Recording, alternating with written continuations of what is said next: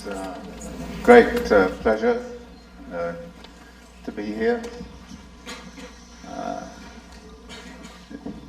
I find visiting Brazil always thrilling and stimulating, and I usually come out of these trips to Brazil with lots of new ideas. So I'm hoping that you will ask me some very interesting questions afterwards, and also provide me with some new ideas. The year 2013 was for me a very exciting and interesting year. For a person who's long been an observer of urban social movements and a sometimes participant in those movements, I think what happened in 2013 was significant in, I think, very important ways. You had a series of events here in Brazil, and I've heard a number of different accounts, and of course the accounts conflict as to what went on and who did what to whom. This is quite usual. But it began with a very small event, or relatively small event, which was a small protest over rising bus fares.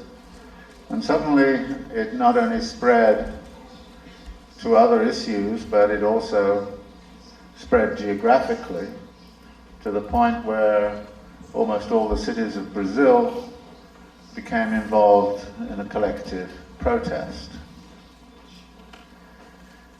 This was paralleled by a rather similar structure of an event in Turkey. The center of the city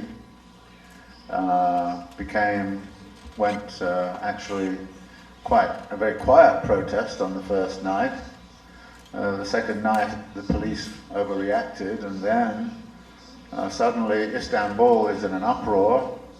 And it's not only Istanbul, it's also Izmir, it's also Ankara, it's all of the cities in Turkey. So both of these protests pose the question, why was the protest so contagious? Why did it run from one city to the other like wildfire?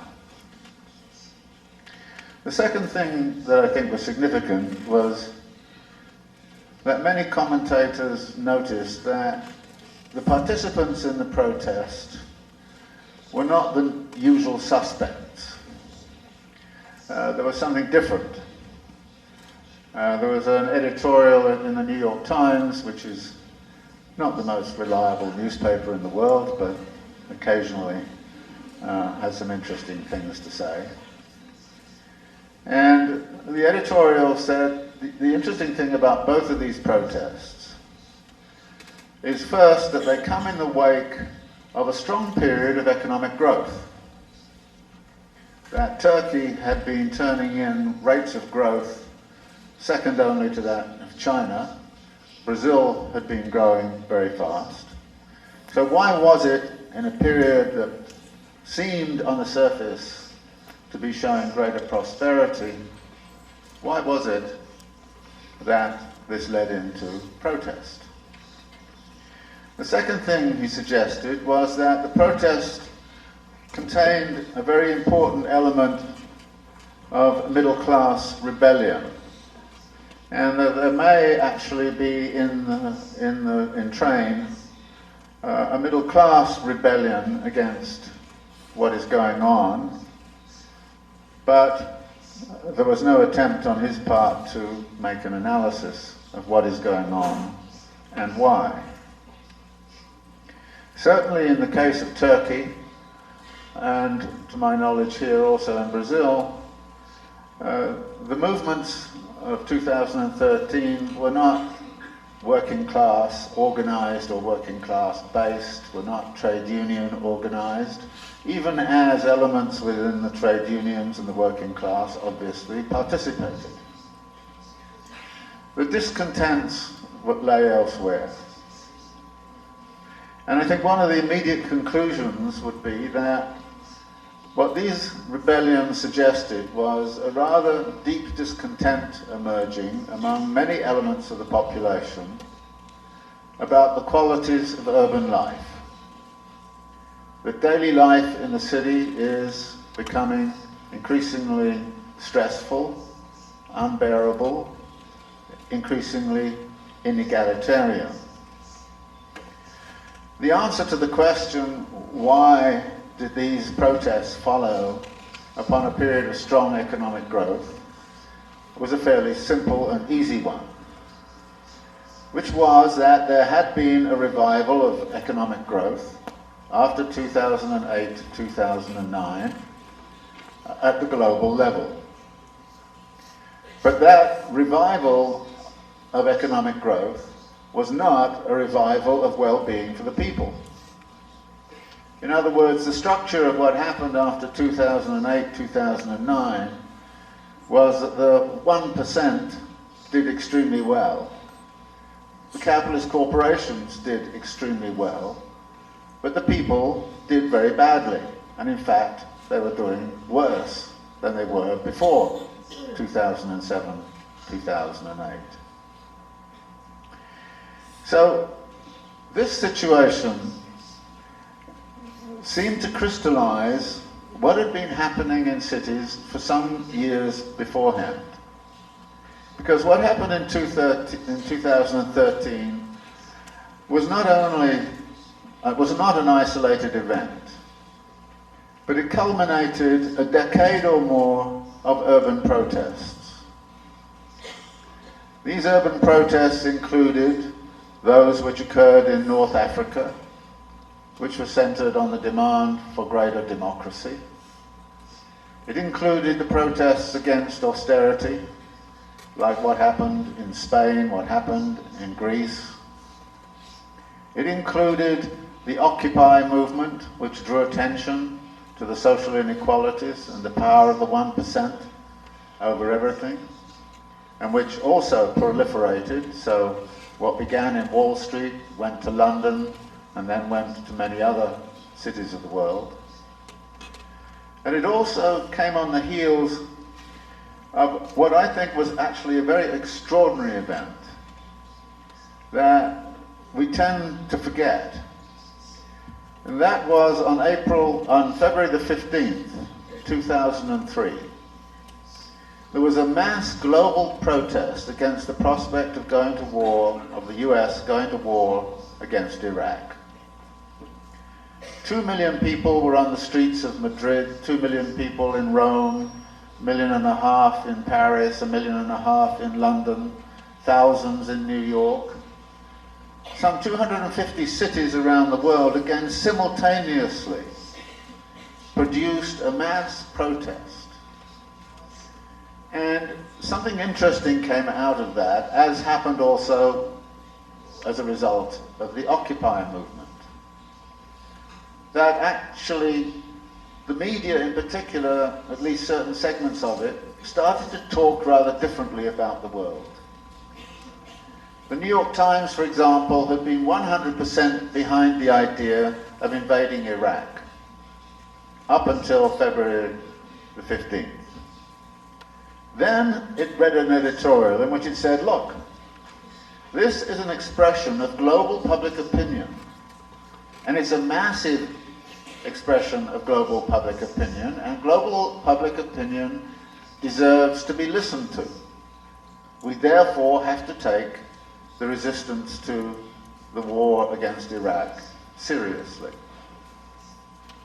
In the same way, the Occupy movement, by drawing attention to the 1% and what the 1% was about, changed the dialogue in the United States away from a situation where we could not mention social inequality as having any kind of problem attached to it, to a situation where we could start to talk about social inequality. Obama even introduced it into his re-election campaign. And there are some who argue that his introduction of social inequality into the political dialogue helped mobilize enough people to give him a second term. So that social inequality then became an issue. And there are forces now which are trying to make it a central issue. And I think the significance of this book by Piketty, which is not a very good book, and it's certainly not about capital, but it is a tremendous documentation of how capital produces greater and greater levels of inequality unless the market is regulated and unless wealth and income are redistributed.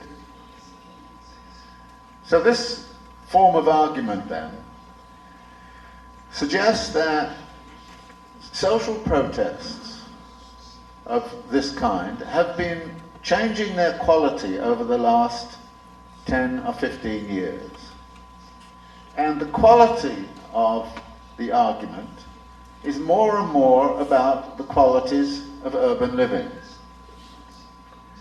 And it is no accident that earlier, as we heard, many people are now finding it impossible to afford to live in the city in which they dwell.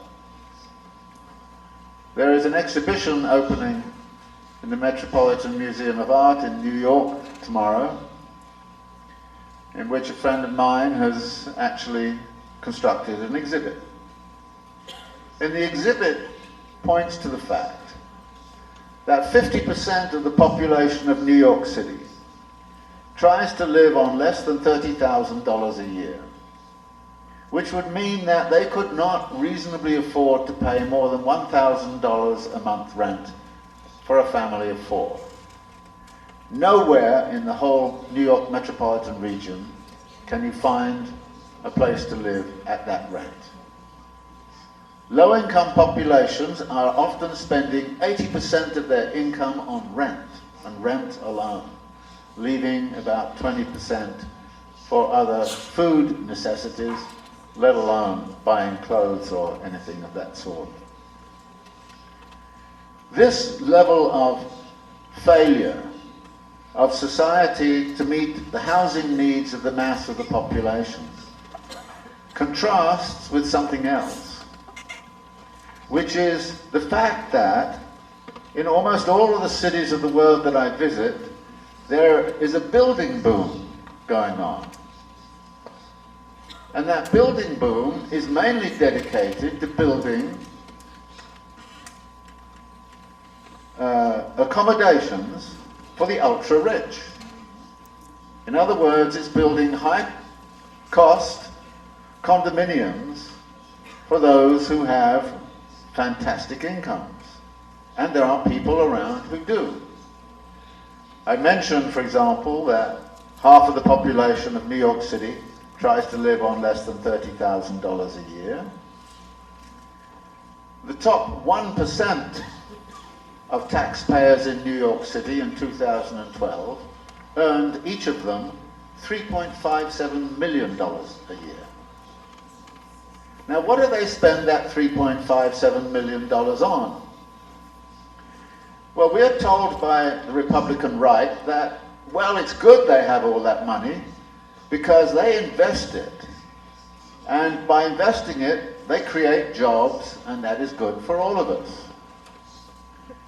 But if you look at what they actually spent it on, what do? They buy another penthouse. And then what do they do in that penthouse? They don't even bother to live in it. Because the penthouse is not a use value to them, it is a speculative exchange value. That is all they're interested in. So we have more and more condominiums in New York City for the ultra-rich in which nobody lives. There are whole streets of London where nobody lives for the very, very rich. And all the rich are doing is speculating in property values, high market property values. And one of the impacts of that is that property values in general go up and up and up. And very soon, nobody can find a place to live in the city. So this speculative activity says that actually a large segment of the capitalist class is not interested in investing in productive activity at all. It's really interested in investing in rents. And the higher the rent, the greater their return. And the more they can squeeze out of people through the rents, the better. Now, why would we be in a situation where the capitalist class, by and large, does not invest in productive activity anymore? Why would it be that the rate of return in the realm of production is so low that, in fact, they don't want to bother with such a tedious thing as investing in production, where they have to negotiate with workers and actually make something, when you can just sit there in the Bahamas on your yacht and wait for the price of your condominium to rise. And then maybe you'll sell it, take the capital gain, and then you'll do it all over again. This is going on not only in a place like New York City. Every city I've been to, you find the same story. I was in Istanbul just 3 weeks ago. And in Istanbul, property prices are even worse than they are in London. And they're worse than they are in New York City and Manhattan. It's impossible for ordinary people to find a place to live. And at the same time as it's impossible to find a place to live, the state is very busy trying to create space so that capital can build even more condominiums. And how does it do that? It goes into an area, declares it as a slum, says it needs to be cleared, sends the people 30 kilometers out onto the periphery. Well, I tell you the story, and you've heard it, you know it, you know. And if I tell you this hard tale about Istanbul, you'll tell me, aren't you talking about Sao Paulo? Aren't you talking, you know, about Rio? Aren't you, why are you telling us this about Istanbul? We have that at home. But I think there's something very important here, that this phenomena is global. That is, it's not local, it's global. It's going on everywhere. And there's a big question as to why it's going on everywhere and what one should be doing about it.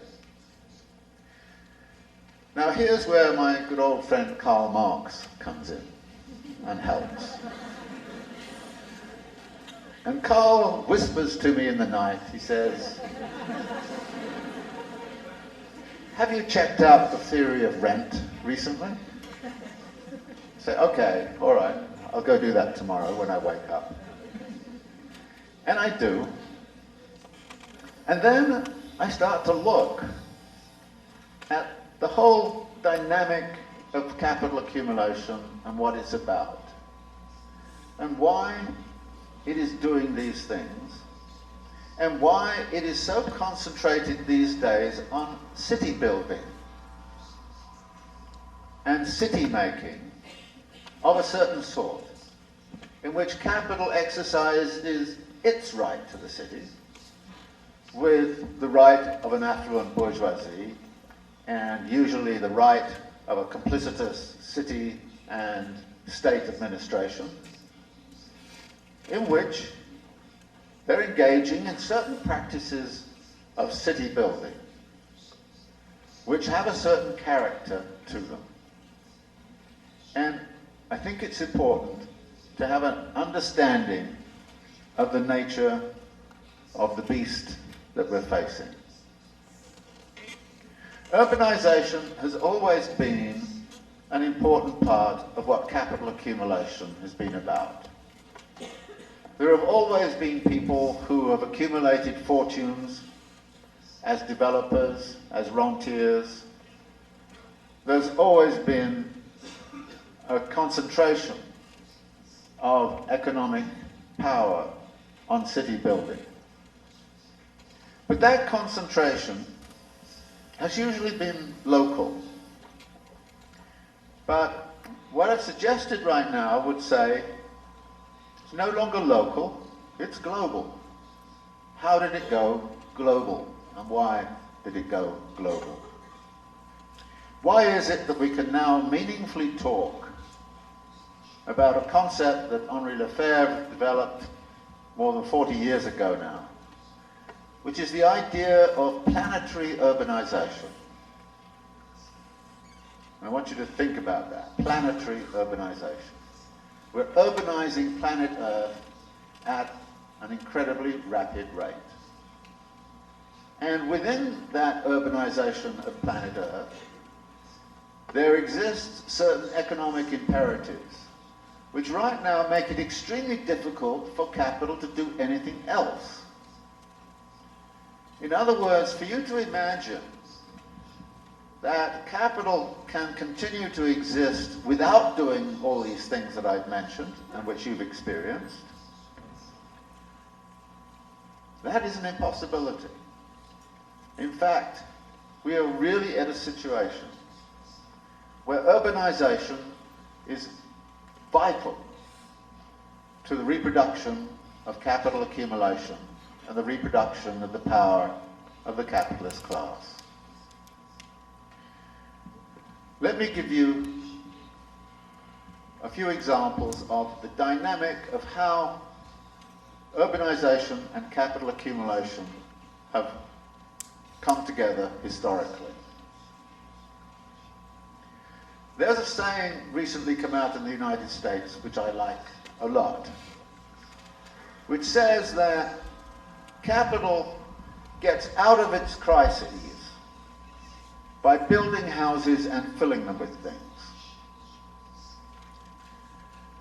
Now, that's a crude sort of way of looking at it. I want to argue that capital actually gets into crises by building too many houses and filling them with too many ridiculous things, at the same time as it gets out of crises by building houses and filling them with ridiculous things. And it is that dialectic which I think is significant. The first example I found of this, which was terribly important in terms of my own learning process, was when I did a lot of research on what happened in Second Empire Paris from the period between 1848 and 1871. 1847-48 was a period of crisis of capital accumulation. Now, Marx defines the crisis as a situation in which capital and labor exist side by side with no way to put them back into productive uses, even in the face of crying social needs. So in 1848, there was mass unemployment of the working classes in Paris and elsewhere, and there was mass unemployment of surplus capital. It was there, but nobody knew how to use it. And as a result of that, there was a revolution, the 1848 Workers' Revolution, which was then crushed by the bourgeoisie with military force. But then they turned around and they needed to find an answer to the crisis. And they couldn't do it. They couldn't find a way. Which meant, in a way, they were doomed unless something changed. Well, what changed was the nephew of the famous Napoleon Bonaparte came to political power and then said, well, you proclaim me emperor, you give me dictatorial powers and I'll solve the crisis for you. So that's what happened. He became a dictator. And he then said, all right, we're going to solve it by a number of ways. And one of the primary ways we solve it is by rebuilding Paris. And he brought Haussmann to Paris and said, rebuild the whole city. And within a little while, everybody was back to full employment. Not only did he say rebuild the city, but he said to everybody else, change social life in the city. So he instructed the court to change all their uniforms. So there was full employment in the needle trades. All the women went back to work making new uniforms. Then they were building these new department stores, and there was fashion on the streets. They were mobilizing fashion. Paris became the city of light, the center of fashion and cultural activity. And, and of course, there were the Impressionists and all the others around, and, So, life changed dramatically into the Second Empire. Urban life changed. Gas lamps came, sewers came, water came. The modernization of the city and the building of the new city. But, of course, this meant a great deal of displacement. A lot of the working people who lived in the city were displaced. They were thrown out and sent to the periphery. Heard that before? Yeah, happened in Second Empire Paris. And the people who were building the city were actually denied the possibility of living in the city because property prices went up, rents went up. They had to live way out on the periphery. But the building of the city actually generated strong economic growth. But the building of the city also required reform of financial institutions and reform of financial structures. So you get this innovation in Second Empire Paris, which is doing all of these things. And it actually results in a boom. But as often happens with a boom, there is an overbuilding. You build too many houses. The municipality undertook too many new boulevards to build. Too many things. And in 1867, everybody suddenly said, is this for real? Are these prices for real? And suddenly there's a crash in 1867. Haussmann falls from power, everything goes bad, working class start to come back from the outside of the city and say, we are going to take back the city. That's what they threatened to do in 1868 and 1869. What Napoleon did was to try to divert them by going to war with Germany. Unfortunately, he lost the war. And Paris was besieged by the Germans, and then we have the Paris Commune, which is the people taking back the city they had built for themselves, back from the bourgeoisie. This was, if you like, one of the first lessons I learned historically. But then I see it repeated again and again. For example, after World War II, the United States actually solved its Great Depression problems of the 1930s by doing what? Building the suburbs, building the new highway systems, building houses and filling them with stupid things.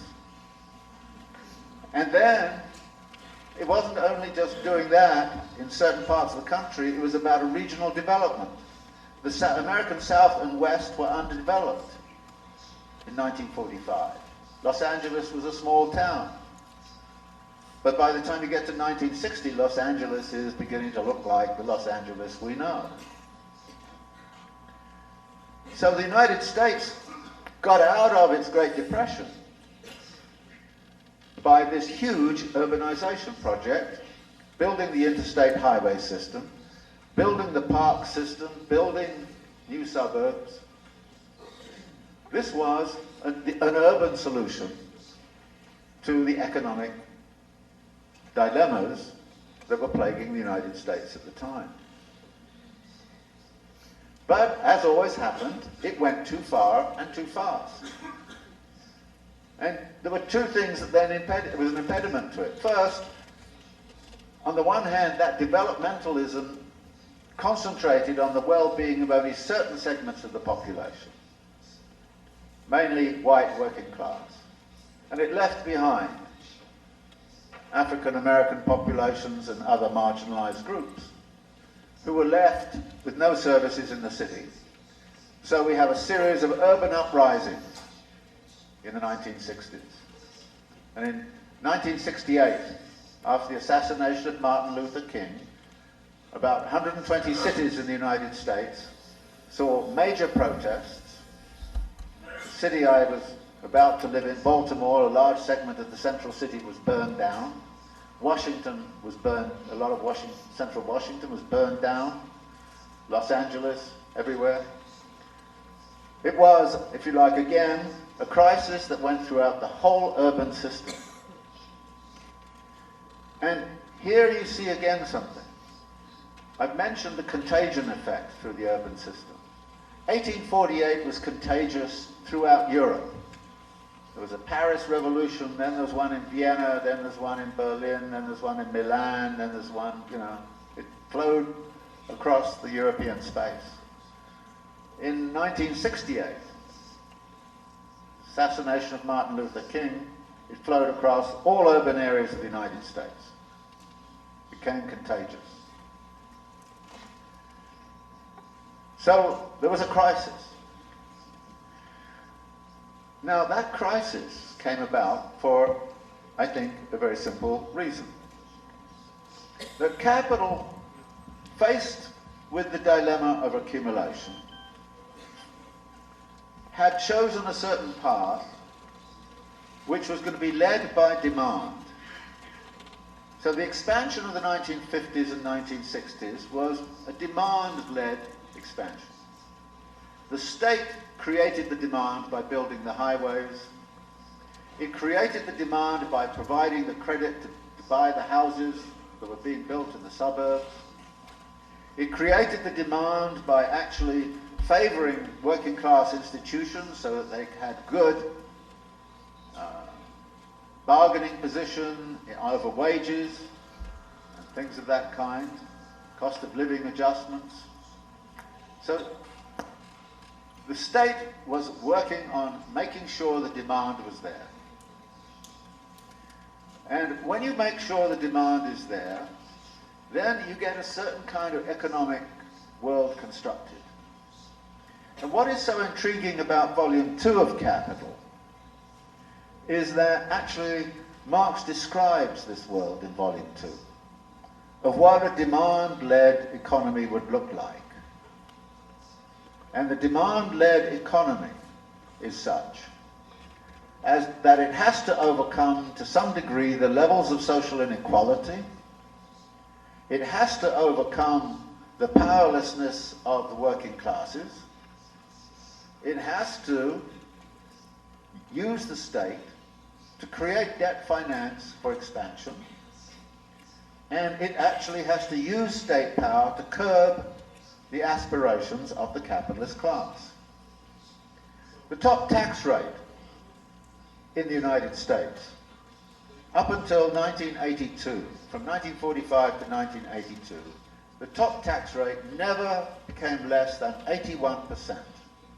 And for a period in the 1940s, it was 92%. In other words, the very rich were being taxed at the rate of 92% when they got above a certain income level. Now we are told that high taxation on the rich inhibits growth. Actually, this period was the period of the highest growth that there's ever been in the United States. But that high growth was going to building, building, building. And overbuilding occurred in the suburbs, whereas under attention to the needs of marginalized populations and actually dislocated populations in inner cities led to riots and revolution in the inner cities. That led to the crisis of the 1970s. And the crisis of the 1970s was also a crisis of urbanization. The property market collapsed in 1973, not only in the United States, but in Europe, Australia, various other places. How then were we going to solve the problem of this demand-led expansion? Well, the answer was, why don't you go read Volume 1 of Capital? And if you read Volume 1 of Capital, you'll find that Marx is not interested in demand at all.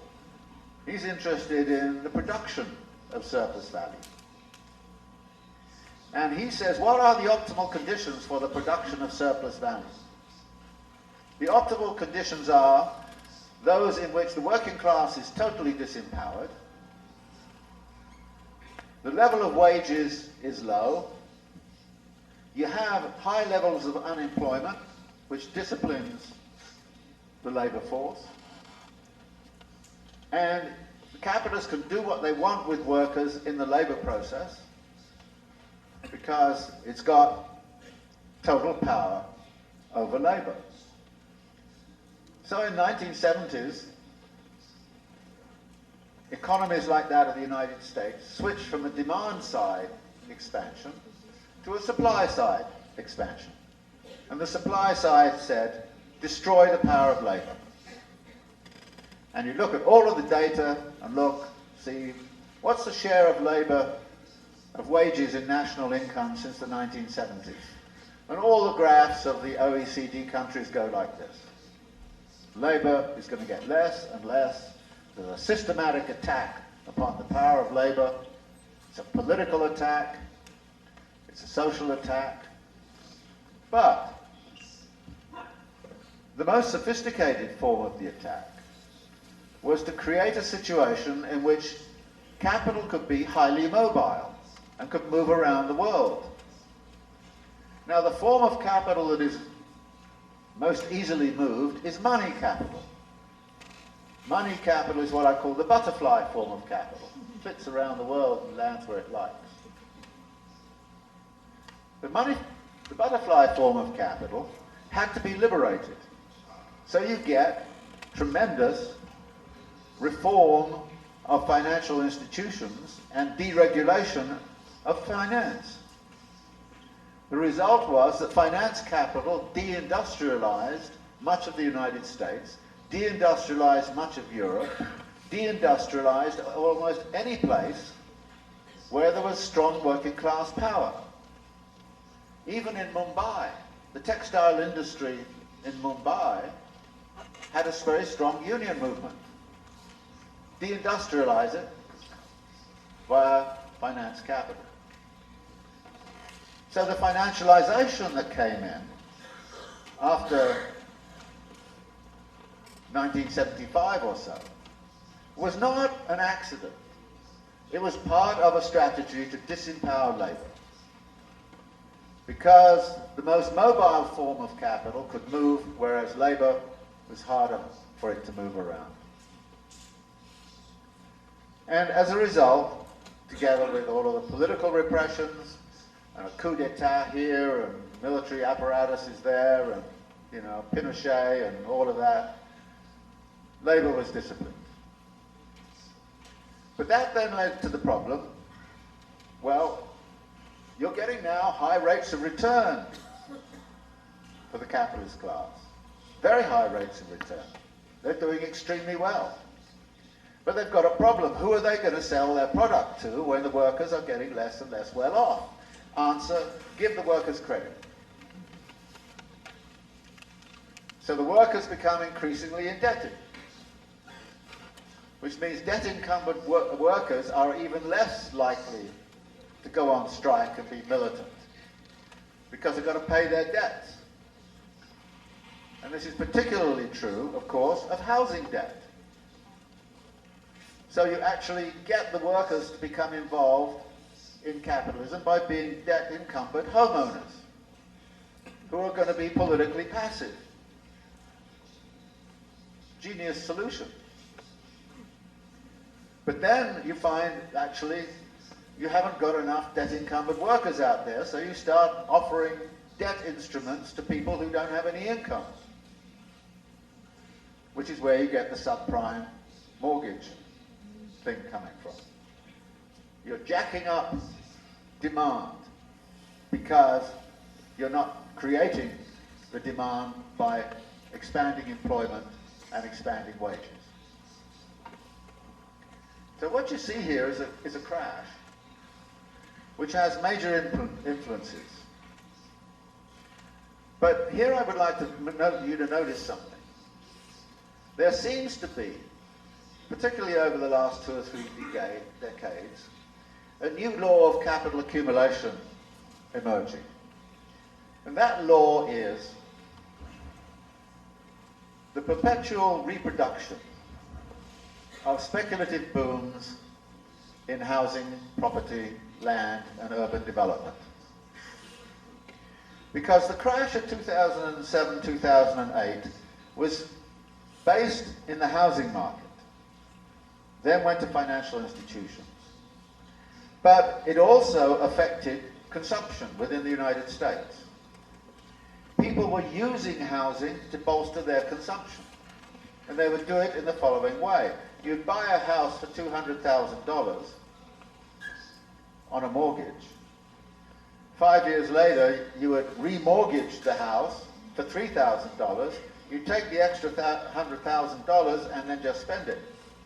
So consumption in the United States was largely supported by people refinancing their mortgages in a rising housing market. When that all broke down, they couldn't consume anymore. So consumerism in the United States is dead in the water in 2009. Who is providing all the consumer goods to the United States? China. What happens to China's export industries? Within 3 months, China had lost about 30 million jobs in the export industries. 30 million jobs was the estimate that we were getting. The export industries crash in China. China is terrified of mass unemployment. What was it going to do? And what did it do? By the end of 2009, there was a report from the International Labour Organization and the IMF on net job losses because of the crisis. And China, they estimated, had lost 3 million jobs. Now, if the data's right, this means that somehow or other China created 27 million jobs in 2009 alone. How the hell did it do it? It was quite simple, actually. The Central Committee turned to everybody and said, build. It turned to the bankers and it said, lend. And of course, if the US president told the bankers to lend, they'd tell them to go screw off. But you don't do that to the Chinese. If you're a banker in China and the Central Committee says lend, you lend. And you lend big.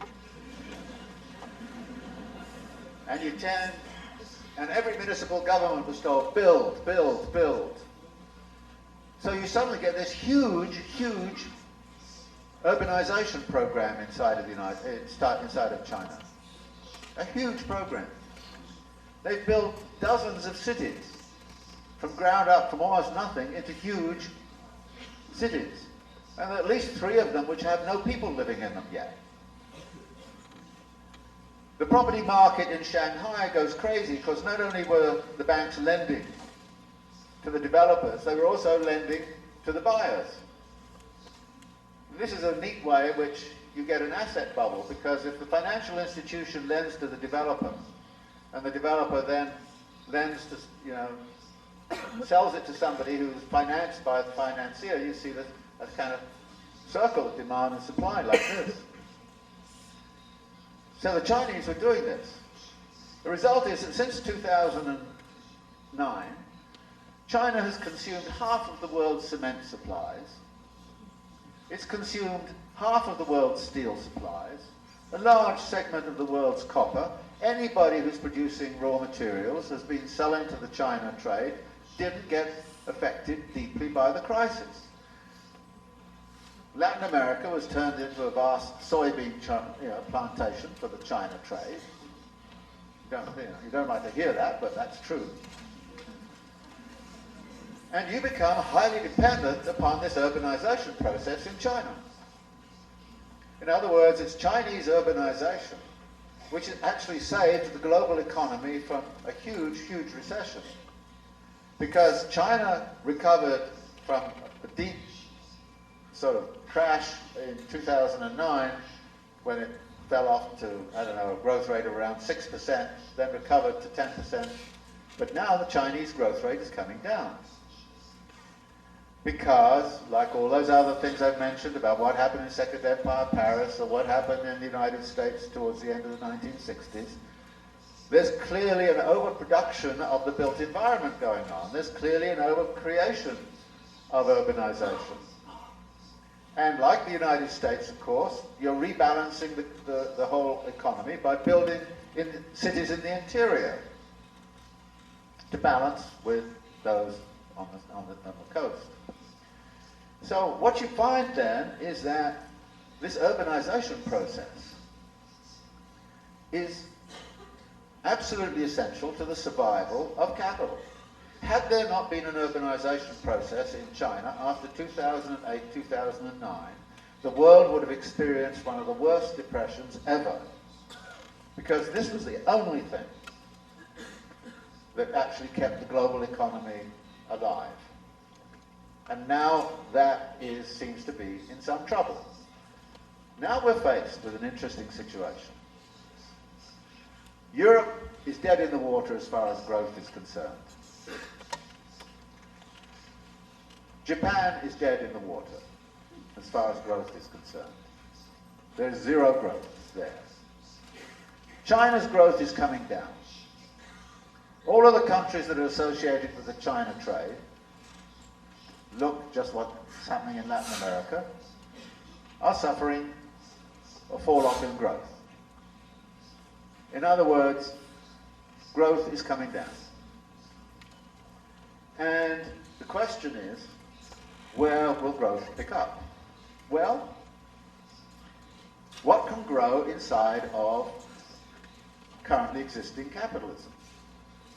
One of the answers is, of course, all that we've been talking about, the building of condominiums for the ultra-rich. In other words, and capital loves to do that. Furthermore, capital loves mega projects, new stadiums and all that sort of thing that you were complaining about last year. It loves to build things which are about spectacles, because spectacles are instantaneously consumed. They have no turnover time, they have no lifetime, they're done, they're gone. You know, you have your World Cup and it's gone. You're going to have your Olympics and it's gone. And the spectacles become more and more elaborate. I suggest to people you go look at the opening ceremonies of Olympic Games to just see how spectacular the spectacle has become over time, and more spectacular. And it's very interesting that almost every city that's hosted an Olympic Games goes bankrupt afterwards. And of course Greece went bankrupt entirely. So Brazil, watch out.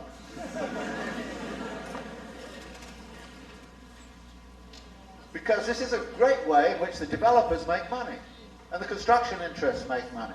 They make up money like bandits, and then they go, and then you're left, you know, holding the debt. And you get paid, you have to pay off the costs. This is the game that is played. So capital loves that kind of urbanization. It enjoys it immensely. Capital cannot actually address the question of affordable housing. It cannot address the question of qualities of daily life in ordinary neighborhoods. It cannot address the small-scale institutional structures that need to be created to make solidarities work at the neighborhood level. It cannot address those things that are actually meaningful in terms of a decent life and a decent living environment for the mass of the population. And I think what we're seeing through these urban protests, which have been going on over the last decade or more, a recognition that that is what capital is doing. And that capital is unsatisfactory. And that capital is not able to meet the needs of the mass of the population. And I'm sorry to say that the idea that you can actually reform capital on this is pie in the sky. It won't happen. You can modify what capital does. You can keep it quieter than it is. But right now that's very difficult because they control all the money power. We live in a world where there's an oligarchy essentially in control. The top 2,000 families in the world control, I don't know, 50% of the world's wealth. How do you deal with that situation when that wealth is used to control the media, to control politics, to to control even university education. How do you deal with it? They are not interested in changing anything. In fact, I think the capitalist class right now is very, very interested in having completely dysfunctional government. Because completely dysfunctional government means nothing can happen, and if nothing can happen, they can continue to make money as well as they want to. So since 2007, 2008, the one group that has recovered its wealth and assets perfectly well, and in fact increased by some 20 or 30% its wealth, is the top 1%. Capitalist corporations in the United States are operating on the highest rate of profit than ever recorded. So capital is doing very well. And the top 1% is doing very well. It's just the people are doing very badly. And the people are beginning to speak up, which is what sort is happening in these urban disruptions and urban eruptions that we see. But then there's an interesting kind of question. Why is it that capital is in this messy situation of having to dictate the qualities of urban life in the way it is doing? It has everything to do with something which is deeply structural. And I want to end with this. Capital has to grow. It has to grow at a compound rate. That is, capital starts very slowly to grow, but then it compounds and it starts to go up, and then it becomes suddenly very rapid. There's a great series of stories about how to understand compound growth. Compounding growth at 3% means that you double every 25, 30 years. Now, if you double the economy every 25, 30 years, it's analogous to the story of what happened to the guy who invented the game of chess. Offered a reward, he said, okay, put 1 grain of rice on the first square, 2 on the second, and then double it on every square after. Sounded okay, and the king who was offering the reward said, fine, no problem. The trouble is, by the time you get to the 32nd square, there's no rice left in the world. Which leaves you with the problem of how do you get from the 32nd square to the 64th square where there's no rice left in the world. The only way you can do that is to promise on future rice output. That is, all right, we promise you 2 years supply next year, 4 years supply after that, and pretty soon you're talking about an infinite supply of rice into the future. That is a fiction. So you move from a real economy to a fictitious economy.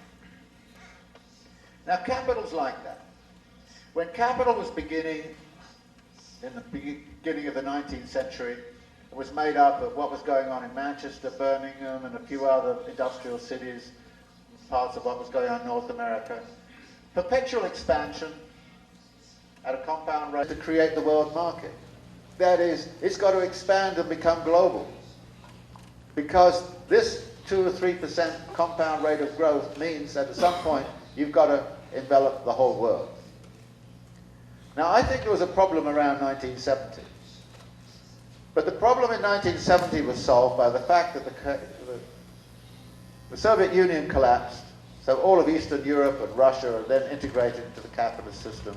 China joins the capitalist system. So that saved capital because that was the expansion. But there's no China left to expand into. There's no Russia left to expand into. Yeah, there's Africa. Yeah, there's some places to go. But actually the big expansion of the system is over geographically. And we're now talking about 3% compound rate of growth on everything that's already going on in China, East Asia, Southeast Asia, Latin America, Europe, you know. I mean, this is a huge problem. And my sense is that this compound growth has reached an inflection point where it's actually extremely difficult for capital to find new profitable investment opportunities, which is why it's turning to urbanization to attempt to solve its problem. Think of what Curitiba looked like in 1970. Think of what's happened since 1970. Then imagine that pace of development quadrupled over the next 25 years. What kind of city would you be living in? What would it look like? And where would there be room for people to live if, in fact, you've built more and more condominiums for the ultra-rich who just simply treat them as speculations? In other words, it seems to me that there's a compelling argument that says we should fight against the way capital is building cities in every way we can. But we've also got to recognize that that's probably the only way capital can survive. And if that is the only way that capital can survive, then if we stopped capital doing what it's doing to contemporary cities, then capital is over. That is, we really have to start to think about what kind of world could we construct that would be anti-capitalist, non-capitalist. Now, my own conclusion about this, and you can dissent, probably will, is that we have no option except right now, from the standpoint of the social movements, to commit ourselves to the idea of an anti-capitalist struggle. An anti-capitalist struggle that's across the board.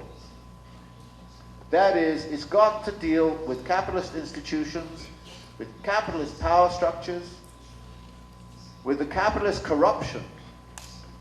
And everybody likes to talk about the corruption of individuals, but think about the corruption of capital over the political process, over the media, over knowledge production, and the like. This is why I'm an anti-capitalist. And I'm not an anti-capitalist because I think capitalists are evil and leftists are good. In fact, some leftists are pretty horrible. And some capitalists are quite nice. I'm not anti-capitalist because of some defect in my DNA. I'm not anti-capitalist because I was raised to be so. I actually didn't start reading Marx till I was 35 years old. So if you're young, you know, you've got plenty of time.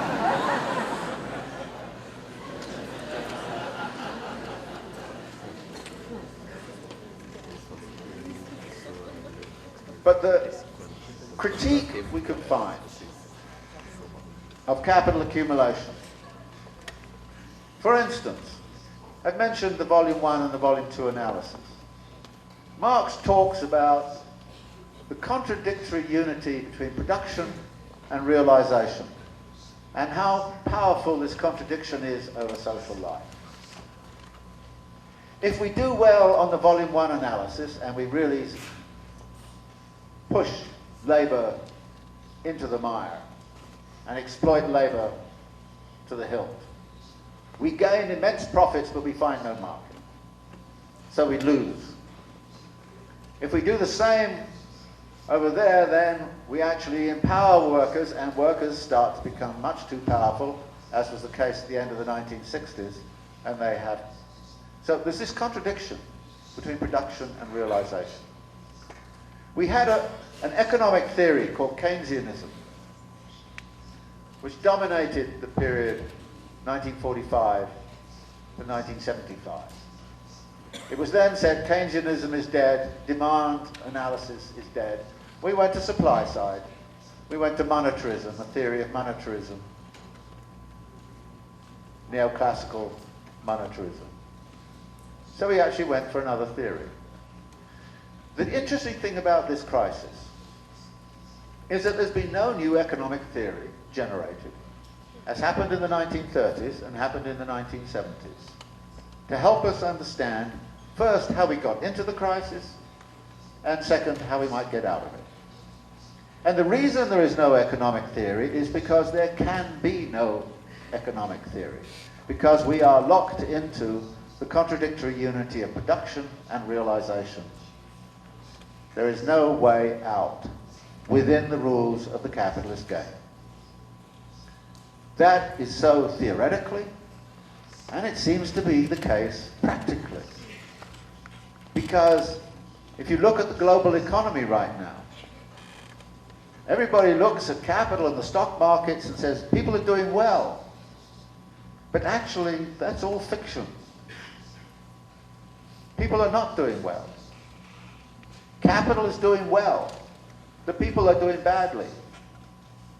And if you were living in a system which serves you so badly that you are doing badly all the time, then you should take Marx's advice, who said, you know, there is a moment where we have to say to capital, for all of the good things it's done, healthcare is a right, education is a right, they should be free goods. They should be open to all. But capital insists on commodifying everything. It'll soon commodify our genetic makeup. We may soon have to have a license to have a kid because somebody's patented life. So here we go. This is the moment we are in, and we've got to decommodify things, prevent the future commodification of knowledge, biological, DNA and all the rest of it, and find a way to actually say, ciao to capital. You've had a good run. You've done some fantastic things. Thank you very much. Let's now get on with making a decent life and a decent living environment for the mass of the people. Thanks very much. Meu nome é Yuri, eu ajudo a organizar junto com o pessoal aí um grupo de estudos de leitura do Capital, Círculo Marx o nome, então nada mais apropriado que ter um professor que, sem mesmo saber, ajuda muito a gente com o livro para entender o Capital, então já agradeço desde já. A minha pergunta é que dois fatos interessantes, é que Curitiba tem 90 mil imóveis vazios, cerca de 90 mil imóveis vazios dentro desse dado parecido com o que o professor falou. E também nós vemos que das grandes empresas que financiam campanhas políticas no Brasil, as principais são construtoras, são multinacionais da área de construção civil. Isso, inclusive, ajuda a tornar tão interessante o conceito do professor do accumulation by dispossession, né? Acumulação por espoliação, que é um conceito que ilumina muito bem essa realidade toda que o professor trouxe. No entanto, o marxismo tem como polêmico, como um debate a ser feito sobre esse conceito. A gente tem autores como Robert Renner, que criticam em alguns aspectos do conceito do professor, no sentido de que teria sido levado longe demais para explicar algumas realidades. Nós temos professores, por exemplo, aqui no Brasil, como a Virginia Fontes, que acreditam que não seria necessária a criação de um conceito novo, que o próprio conceito de expropriação do Marx daria conta, enfim. Queria saber a posição do professor sobre essas críticas e sobre esse conceito em específico. Obrigado. Hi, Professor Harvey. I'd like to do my question in English.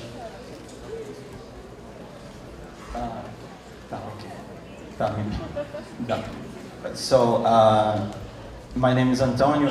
I'm doing my PhD in economics here at Federal University of Paraná.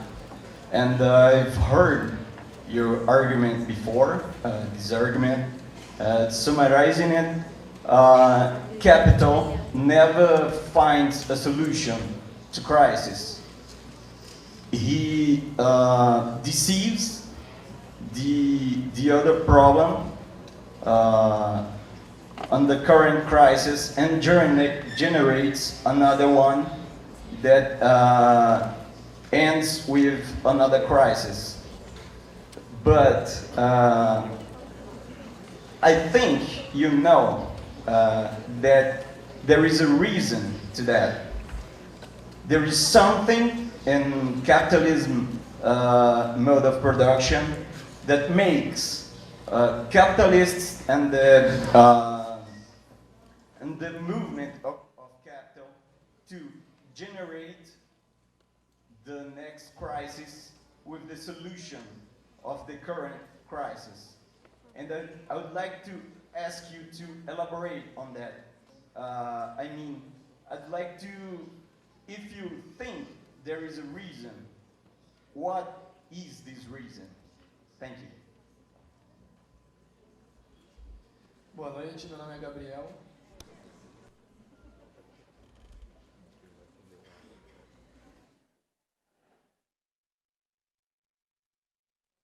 Boa noite, meu nome é Gabriel, eu participo do Círculo Marx, também com o pessoal aqui de Curitiba. E a gente estava debatendo há um mês atrás um apontamento que você faz no seu livro Para Entender o Capital, livro 1. No capítulo sobre o dinheiro, você afirma que o Marx não se estendeu muito na defesa da teoria do valor do trabalho e afirma que inúmeros marxistas acabaram abandonando essa teoria do valor do trabalho. Então eu queria que você falasse um pouco mais sobre isso, sobre quem são os marxistas que acabaram renegando a teoria do valor do trabalho, por que eles fizeram isso e quais são as possíveis saídas. É isso, obrigado. Vamos fazer bloco de 5, que fica mais fácil.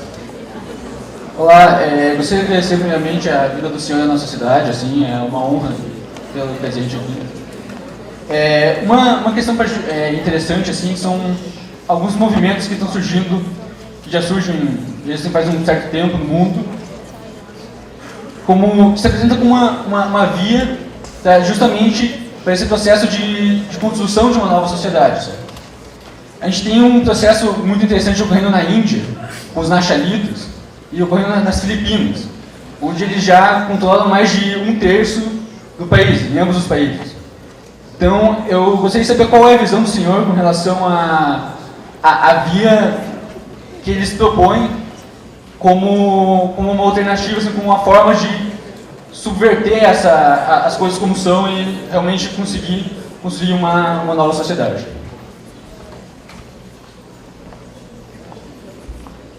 Boa noite a todo mundo, boa noite professor, me chamo Luiz Alberto, sou do Movimento Estudantil Popular Revolucionário, MEPR. Só um parênteses, quero dar o parabéns ao camarada tradutor, obrigado pelo esforço, parabéns mesmo, muito obrigado.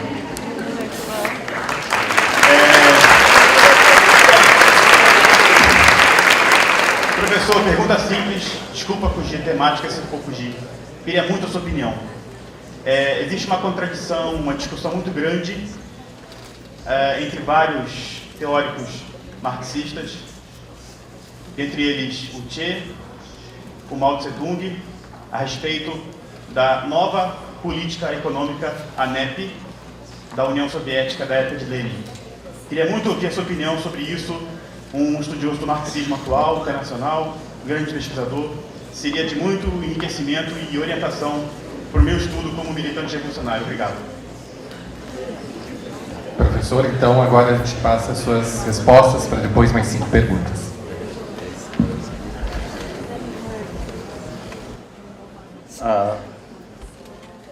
I can see that people have been studying their theory. Accumulation by dispossession, I prefer this for one very simple reason.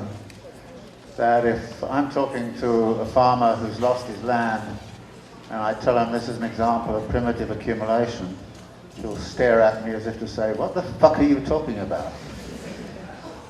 If I say this is accumulation by dispossession, he'll say, yeah, I understand what you mean.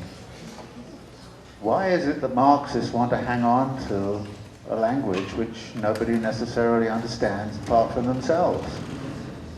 Why not use another word which everybody understands? And in particular, I think accumulation by dispossession takes up a whole set of things that are not mentioned in Marx's discussion of primitive accumulation, including things like the appropriation of genetic, of biotechnology and patents and all kinds of things of that sort. The way in which rent is being extracted from knowledge and information. I think that we need a word that actually resonates both with the contemporary situation and with which in a wide range of circumstances in which there's some level of stealing, robbery, thievery going on. So I just, people will go on and on about, it doesn't quite fit with Marx's chapter whatever in volume 1 of Capital, and fair enough, it doesn't. But why, we've got to keep this language alive, and it's got to have some way of meaning something. For example, to people who are dispossessed of their housing. I don't know, do you, when you're talking to dispossessed people of their housing, talk about primitive accumulation? Or would you rather talk about accumulation by dispossession? I think, I'd rather talk in that sort of simple language. The second question about the reason. I don't think, my understanding of Marx, and I'm kind of pretty different, I suppose, on this, is that Marx has a very interesting way of looking at crises. And if you start to look at what he says, you'll find he's got all kinds of different mechanisms going on.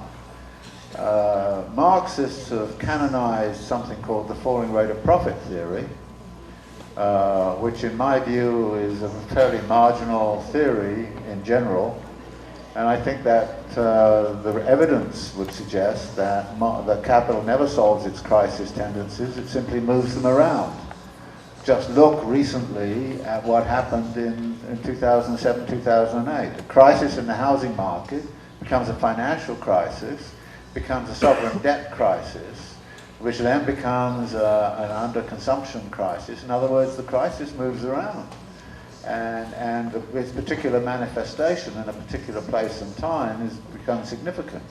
It also moves around geographically. It started mainly in the housing markets of Southern California, Arizona, Nevada, Florida, and Georgia. I mean, it had a very specific locus, and it then was contagious. And it infected, as it were, the housing markets of Spain, Ireland, and the like, and then it went sort of viral through the financial system to anybody who'd been silly enough to invest in secondary mortgage instruments, and that was all over the place. So you find a municipality in Norway that had put all of its money into these collateralized debt obligations suddenly found itself bankrupt.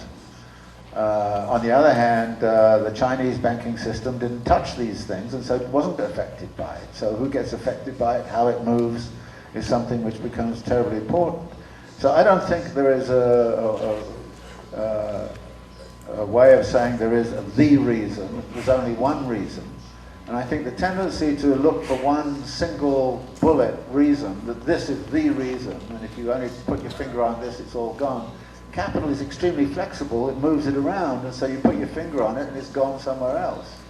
And I think that this is very important to do. And when you look at how Marx actually looked at some of the crises, particularly those of 1847, 48, and 1857, you see a different story. I didn't quite understand the question about the value of work.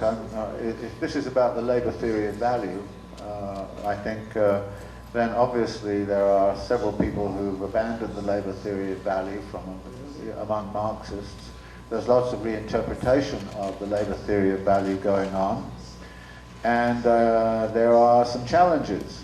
I think the time is ripe for a general debate on the role of the labor theory of value in the contemporary situation. I think there has to be a discussion of what its meaning is and how its meaning can be understood under contemporary circumstances. There are various people who, for example, now wish to talk about cognitive capitalism and the value of cognitive labor. There are various other people who want to expand the notion of value so that it looks at sort of technological innovation and questions of that sort, and cultural production as being value producing. And I think it's a very significant discussion and debate. I am on record as saying that I think the production of value has everything to do with the production and reproduction of urban life. And that if you say that is productive of value, you end up with a class configuration that's very different from the traditional proletariat. But that's another debate, and it's an interesting debate, and one that I think has to be worked at.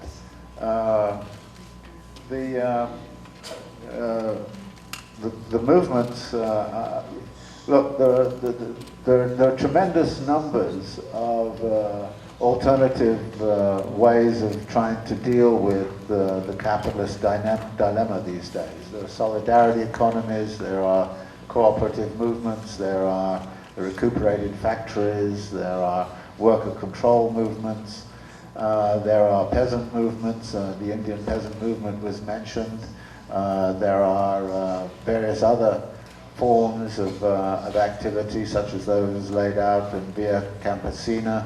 There's a tremendous ferment of discussion of alternatives.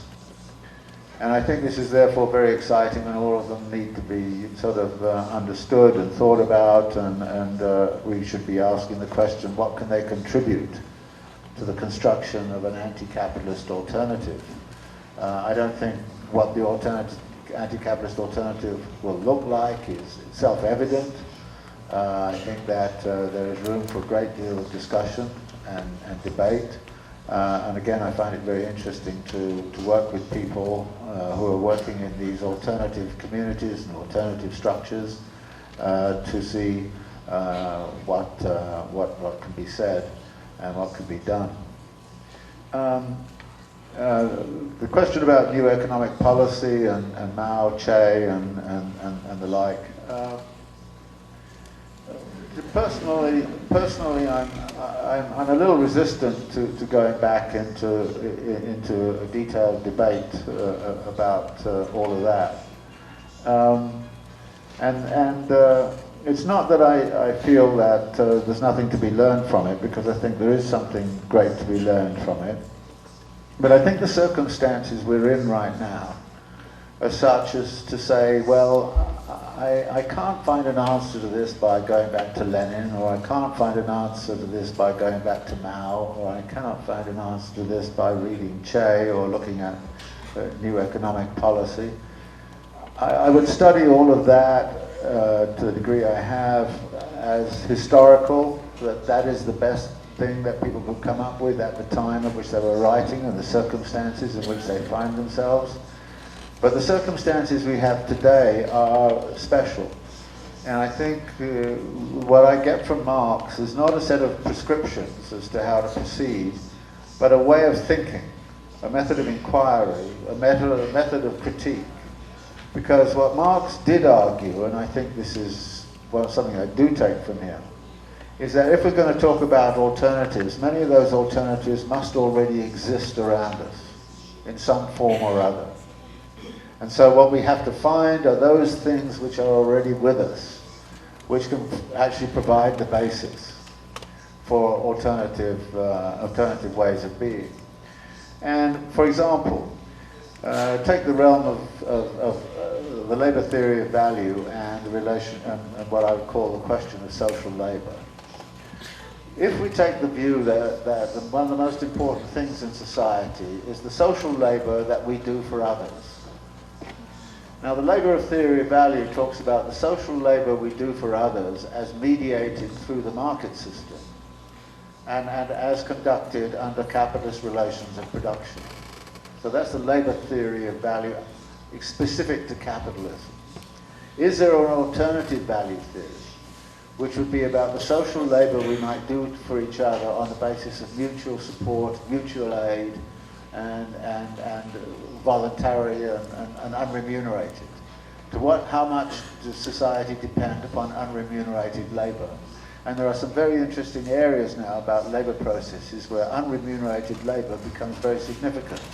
For instance, the whole field of software production, peer-to-peer computing and all the rest of it involves a lot of social labor that people do for each other without compensation. And if you belong to one of those circles that deals with sort of software development in that kind of mutual support way, you'll see a completely different set of social relations. These are the kinds of social relations which suggest that there's an alternative value theory which exists in our society. Some of it exists within households, some of it exists within kinship structures. So that, again, we can talk about alternative ways of social labor is mobilized and how it is mobilized. We know at the neighborhood level that neighborhood solidarities actually become very, very important in terms of the construction of a decent life and a decent living environment in urban settings. And that mutual aid and mutual structures of this kind therefore need to be encouraged and therefore need to be developed. So there is, to me, an alternative labor theory of value, which is one which is not mediated through the market and one which is not constructed under the capitalist social relations of production. And it is that value theory that you want to see expanded in society. And it's an expansion of value which also rests on use value, not an exchange value, which eradicates the exchange value side of things and concentrates entirely on use value. The big problem in housing right now is that we're supposed to get decent housing for decent living environment through an exchange value system that cannot do it. And we're told again and again and again, you've got to mobilize the exchange value system. Well, you'll find organizations around that are mobilizing voluntary labor and building housing, provided they can get free land. Now, this is the thing. When land costs a hell of a lot, it's very difficult. So you've got to actually liberate land, and I think the question you're raising, one of the things that's very, very important, is to actually somehow or other end the dynamics of land speculation. Now, how you do that is an interesting kind of problem. I would actually like to see a land tax.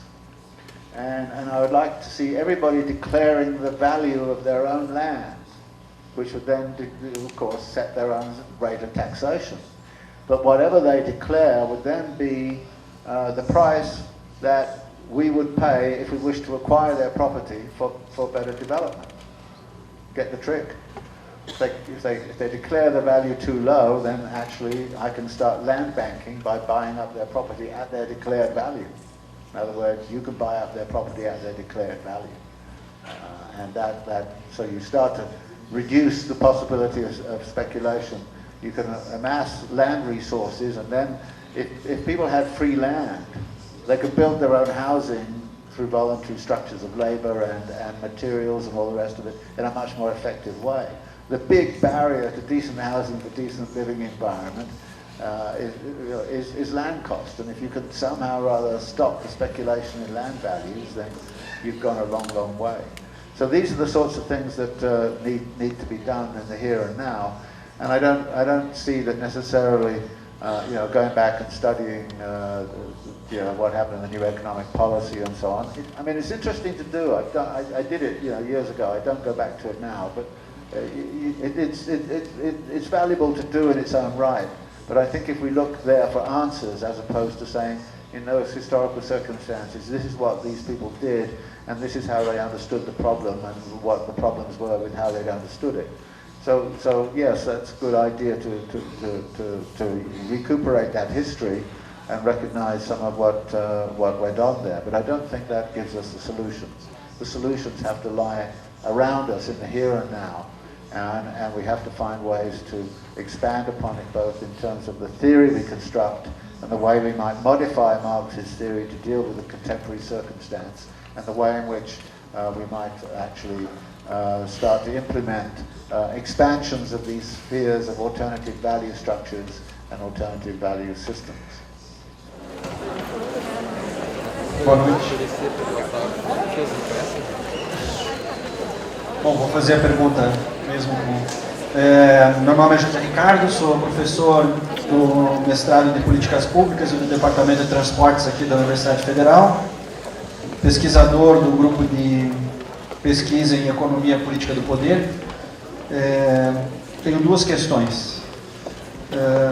Você, Harvey, abordou nos seus vários trabalhos, na verdade, a questão da expansão geográfica do capitalismo e também da importância do lugar e do investimento de capital localizado, né? Especialmente em infraestrutura, nos processos de produção e circulação do capital.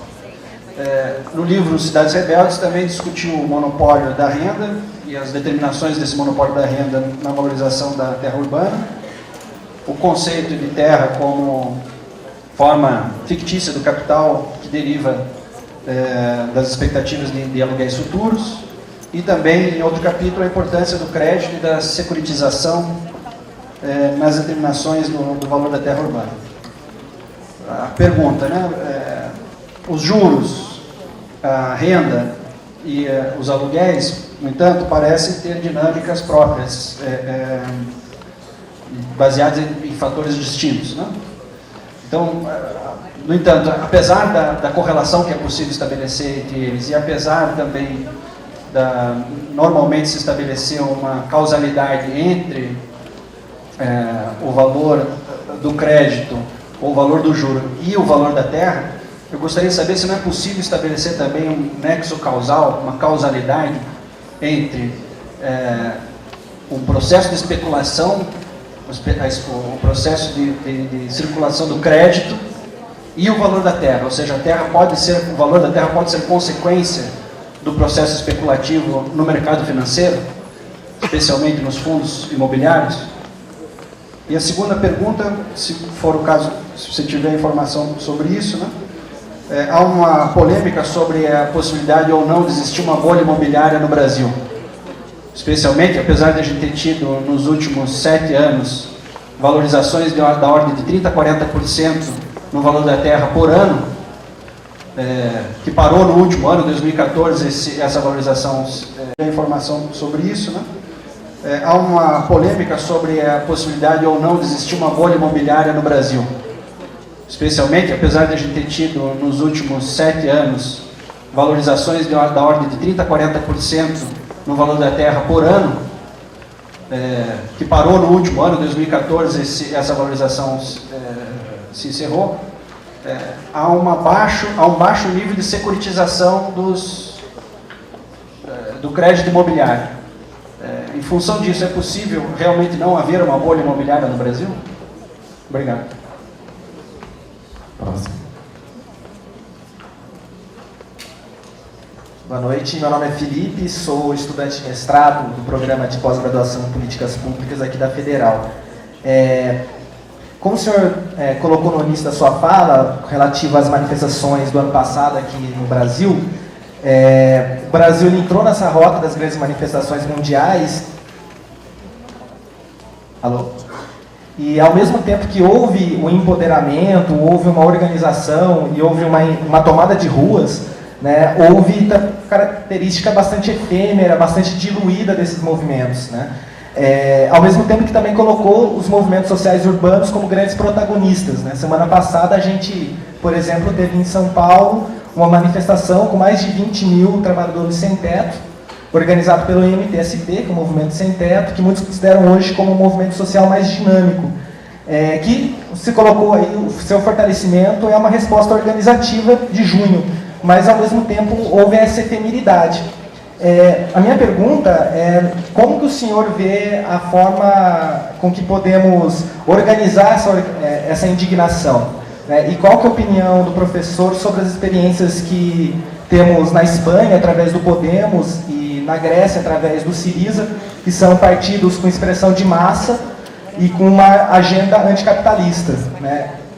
Obviamente não é uma resposta fechada ou única para isso, mas principalmente como nós podemos transformar as ruas em programa, em disputa de poder e que possamos definitivamente dar tchau para o capitalismo.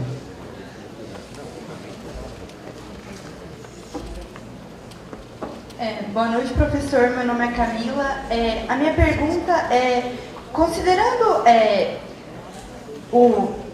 essa virada esse deslocamento do capital para os processos globais de urbanização excludente e o consequente aumento do gasto necessário para se viver na cidade, como que isso se reflete nos processos de produção, no processo produtivo, considerando que isso vai refletir um aumento de tempo de trabalho necessário para a reprodução da classe trabalhadora? Boa noite, professor. Alex Pedro Garcia, mestre pela Universidade Federal do Paraná em Geografia.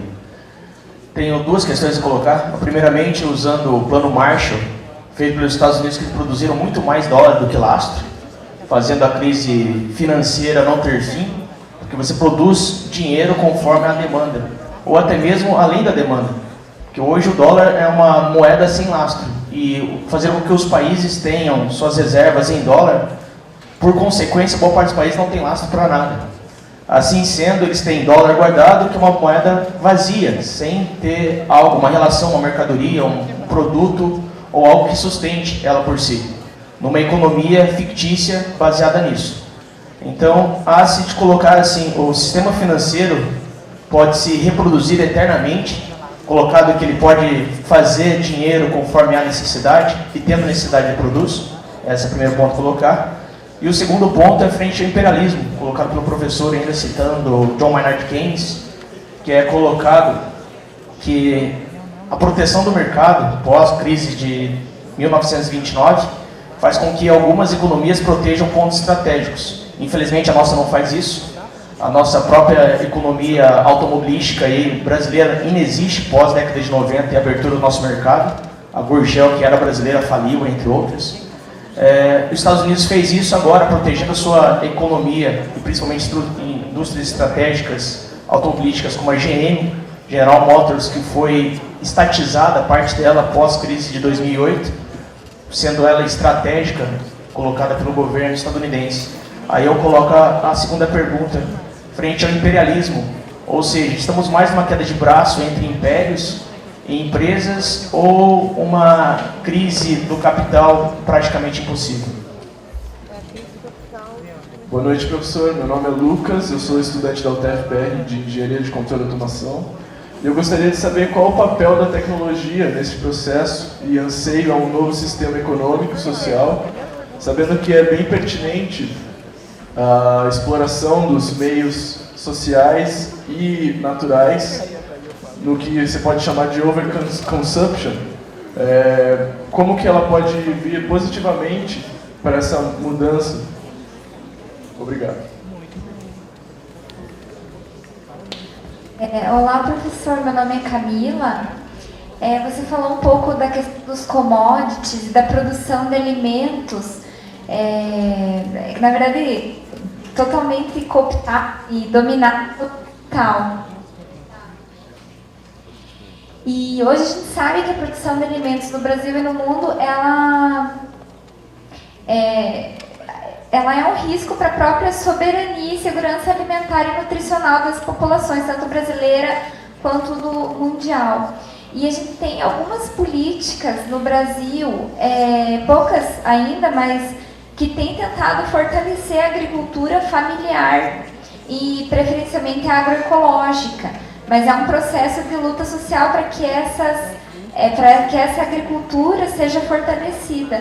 E eu queria ouvir um pouco sobre como você concebe, como você percebe o fortalecimento da agricultura familiar no processo revolucionário, né? Haja vista que a produção de alimentos é um risco mesmo para a segurança e soberania alimentar e nutricional. Obrigada. Professor, com essa pergunta, nós encerramos então o último bloco de questões e o senhor pode passar então as respostas.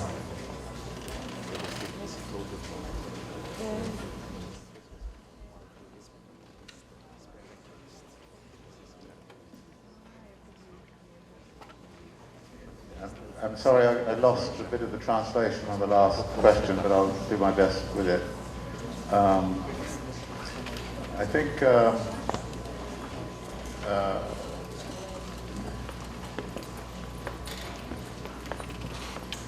I think Marx has a very interesting way of handling interest and speculation, and I'll just mention it very briefly.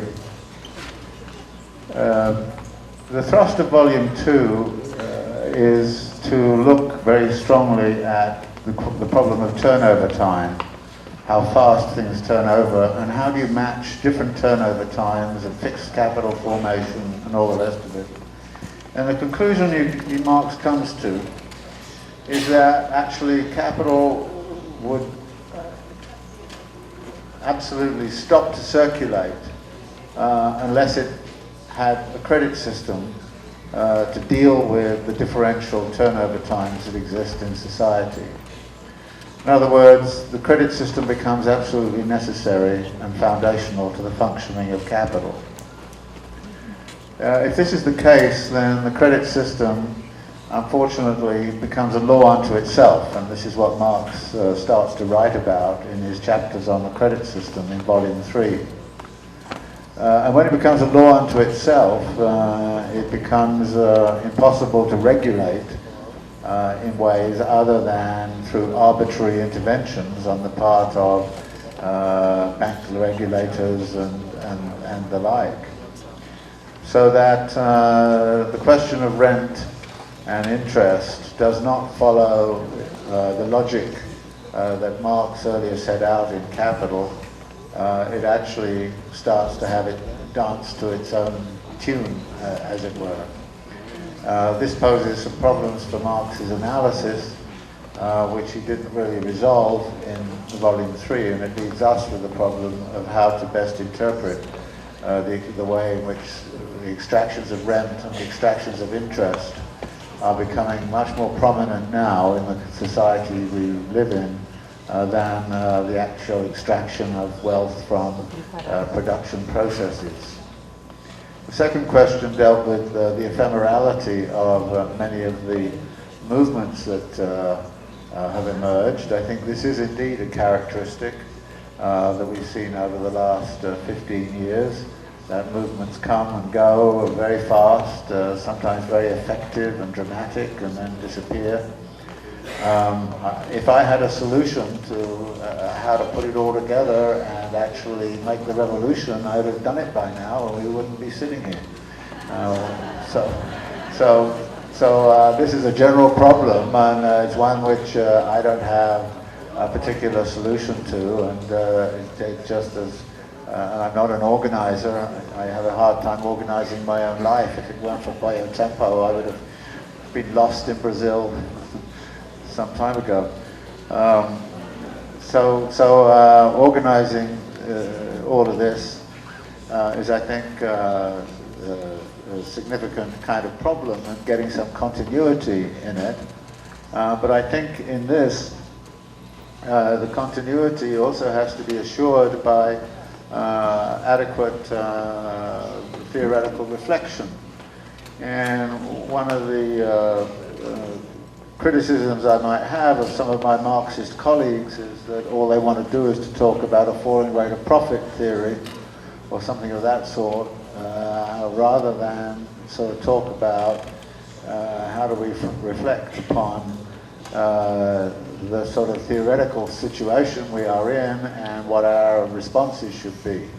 Because actually saying that everything that happens is due to the falling rate of profit doesn't help me do anything. It just says, oh, well, I guess we wait for it to fall even further and see what happens.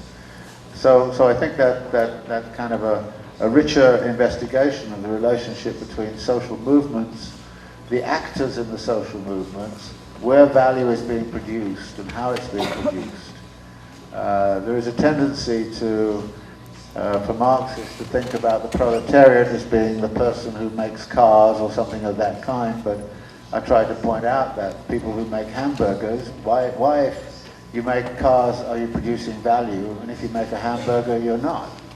I think making hamburgers is just as productive a value as taking cars, which says that actually the workers in McDonald's are value producing, and we therefore have to think about the organization of McDonald's workers, and by the way they are getting organized. Very interesting, which leads into the question about technologies, that the technology of organizing McDonald's workers has been provided free, and this is again where the free software development stuff becomes important. It's provided free by some of the software development community who found ways to put McDonald's workers in different cities in the United States in contact with each other. So when they decide not to turn up to work one day and have in effect a McDonald's strike, it happens in several cities simultaneously. Now this has an interesting impact, because if the McDonald's workers go out in just one city, like Detroit or somewhere, it might make the local press. But when McDonald's workers go out in 50 or 60 cities simultaneously at exactly the same moment, the same time, people notice. And then you kind of go, all right, well, you know, what are they demanding? They're demanding better wages, work conditions, and the like. And so the new technologies have I think, a capacity for use, but again, it depends upon the availability of the free labor, which is going to give to the McDonald's workers a network, a communication network, which is solid and secure, which they can then use in developing their activism. The whole kind of question of the dollar and the position of money in society, this is a very, very crucial question. And of course, it is a foundational fact to American imperialism that the American power over the dollar, which is the global reserve currency, gives it an immense imperial power. And it uses that power pretty ruthlessly to its own advantages, and defends that power pretty ruthlessly. The point about money, however, is this, and Marx pointed this out. He said that when you're faced with a situation of wanting to have an infinite accumulation of capital, what form of capital can actually accumulate without any restraint and can be infinitely large? The answer is money. You can add zeros to the money supply. And in fact, this is what we're doing in many ways, is adding zeros to the money supply. And the fact that, and I think it's very important to recognize the significance of going off the metallic base to the global money system in the early 1970s. It created a completely different world. And this completely different world of monetary creation leads into the issue of to what degree is the world now surviving on the creation of fictitious forms of capital, fictitious forms of wealth, which, however, do get realized in the monetary power form. So this is the critique of money right now is a very important topic that we should be paying much more attention to, and it's very much connected to the question of imperial power and what American imperial power is about. I've already mentioned something about technology, and I think that the new technologies are actually opening up possibilities of new configurations. But notice something. Notice something about hidden forms of exploitation which occur. Ask yourself the question, who creates value in Google? The answer is we do. We actually provide the value that creates the value in Google. Then who appropriates the value in Google? You? No. The owners of Google extract rents from our labor. And this is very interesting. We're getting more and more elements of this kind where we are actually the ones producing the value. And this is what artificial intelligence is all about.